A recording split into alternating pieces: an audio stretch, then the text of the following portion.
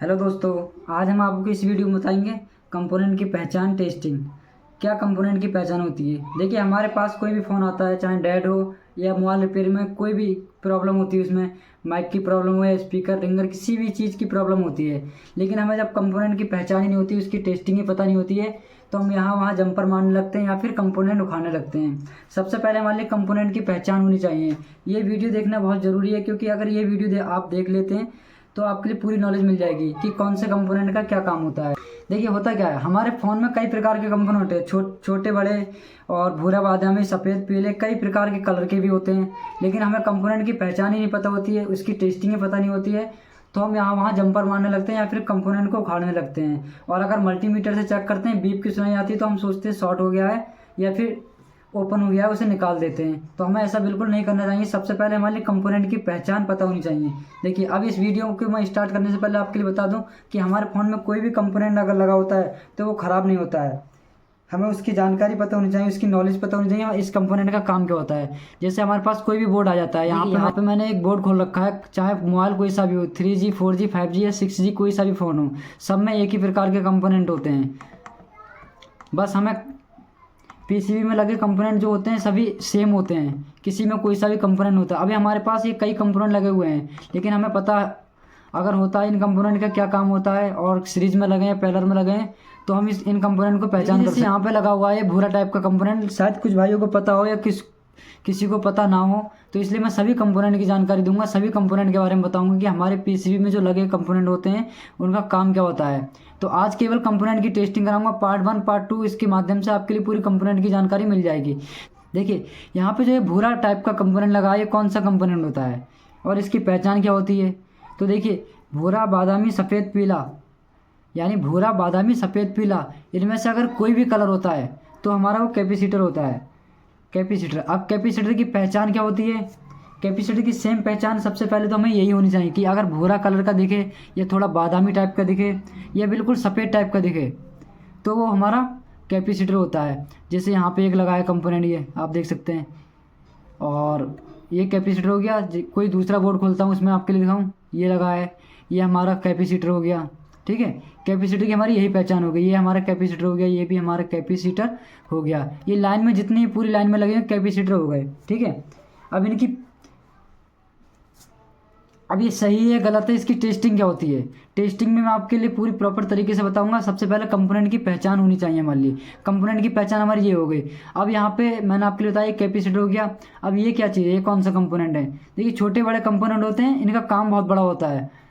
अगर सीरीज का या पैरेलल का कहीं से भी कोई कंपोनेंट डिसमिस हो जाता है तो बोर्ड में दिक्कत आ जाती है, प्रॉब्लम आती है, जिससे कि हमारे लिए समझने में बहुत बड़ी दिक्कत आती है।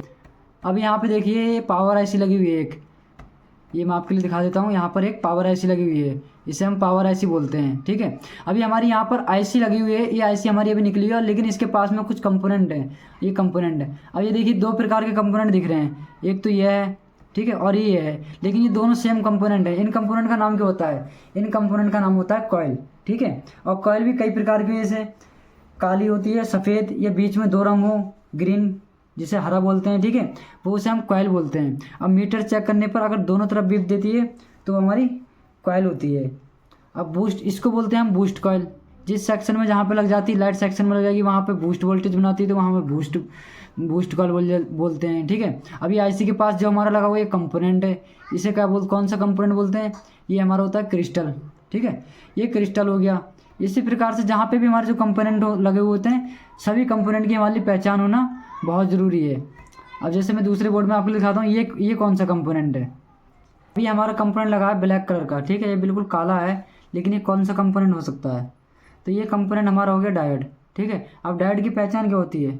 डायोड की हमारी ये पहचान होती है कि 150 से 900 के बीच में अगर एक तरफ से रीडिंग देता है और एक तरफ से बीप करता है, तो ये हमारा डायोड हो गया। अब ये आईसी हमारी लगी हुई है, ये आईसी तो सभी को पता होगी कि आईसी कौन सी है कौन सी नहीं, आईसी पे लिखा हुआ होता है। ठीक है, अब इस प्रकार से हम यहाँ पे बात करते हैं, ये हमारी कौन से कंपोनेंट हो गया। ये हमारा कंपोनेंट हो गया कॉइल। ठीक है, ये हमारी कॉइल हो गई, ये कैपेसिटर हो गया। ठीक है, और ये हमारा हो गया, ये हमारी बूस्ट कॉइल हो गई। ठीक है, क्योंकि बटन की तरह दिखने वाली जो कॉइल होती है उसे बूस्ट कॉइल के नाम से हम प्रदर्शित करते हैं। अब यहाँ पे लिखा है सफ़ेद कलर का है जो, और एक जीरो बना हुआ है, 10 बने हुए हैं इस पर, ये कौन सा कंपोनेंट हो गया। तो ये हमारा हो गया रेजिस्टेंस, ये हमारा रेजिस्टेंस हो गया। दूसरे हम बोर्ड में जाते हैं इसी प्रकार से। दूसरे बोर्ड में जाने के बाद ये कंपोनेंट कौन सा लगा हुआ है, जो 3 टंग का लगा हुआ होता है, इसे हम बोलते हैं मासफेट। मासफेट का काम होता है, इसकी टेस्टिंग पूरी बताऊंगा मैं, अभी केवल कंपोनेंट आपके क्लियर कराता हूँ। पार्ट 1 में आपके अगर कंपोनेंट क्लियर हो जाएंगे तो पार्ट 2 में आपका समझ में आ जाएगा कि इसकी टेस्टिंग क्या होती है। बिल्कुल प्रैक्टिकल के साथ में आपके लिए समझाऊंगा कि ये कौन सा कंपोनेंट हो गया। अब यहाँ पे आप देख सकते हैं 3 टंग का जो होता है ये हमारा मासफेट हो गया, ये छोटा मासफेट हो गया। ये छोटी छोटी लगी हुई है जो हमारा बिल्कुल छोटा होता है, जो कॉइल से भी छोटा दिखने में लगता है और थपने टाइप का होता है, तो उसे हम बोलते हैं रेजिस्टेंस। अब देखिए यहाँ पे कई प्रकार के कंपोनेंट जैसे दिख रहे हैं, लेकिन कंपोनेंट सेम, सब लॉट बदल के वही लगे हुए हैं। अब यहाँ पे भी वही कंपोनेंट लगा हुआ है। ये हमारा हो गया, देखो कैपेसिटर, ये हो गया हमारा कैपेसिटर, ये हमारा डायोड हो गया, ये डायोड हो गई, हमारी आईसी हो गई, ये हमारी कॉइल हो गई। इस प्रकार से हमें चेक करना आना चाहिए। ये हमारा हो गया डायोड, ये डायोड हो गया हमारा, ठीक है।